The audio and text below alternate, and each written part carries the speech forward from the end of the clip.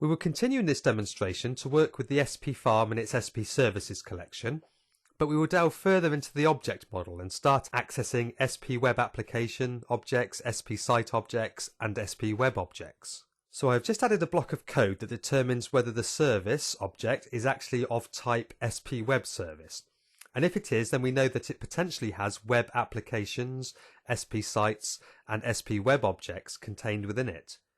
So we can iterate through the web applications collection of the service and add a node to the tree for each web application, just as we saw in a previous demo. Now the web application has an SP sites collection, or a collection of SP site objects.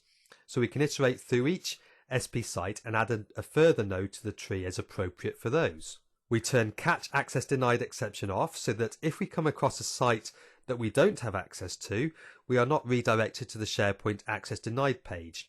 We will just not render the link, so we're doing our own security trimming that way.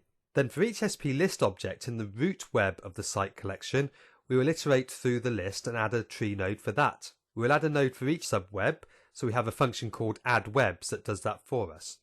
And the reason we separate that out into its own function is that we can then call it recursively, as the structure is such that an SP site will have a root web that may have a subweb that may have further subwebs underneath that. So we will iterate through each list and then recursively call add webs. And in this way we will effectively document the entire hierarchy of our SharePoint farm. So let's build and deploy our solution. And let's go back to our hierarchy viewer application page and hit the refresh button.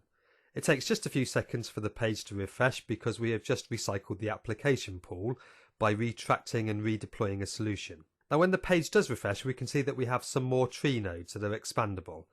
So we have our primary node for our first web application, and that contains site collections. We now have the root web for intranet.contoso.com, and the site is called intranet and has all of these lists, so announcements, calendars, links and so forth. But that root web also has two subwebs, human resources web and project management.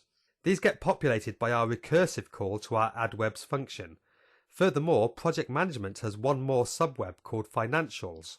So our code will keep recursing until we effectively walk the entire hierarchy. The other web application was a central administration web application. So we can see that we have two site collections in there, the central admin and the product help site.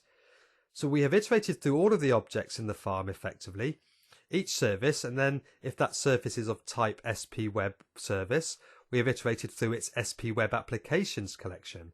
And for each web application we have iterated through the collection of SP site objects. And for each SP site object we have documented the lists in the root web and then recursively documented the subweb and all of its subwebs that we have added to the tree.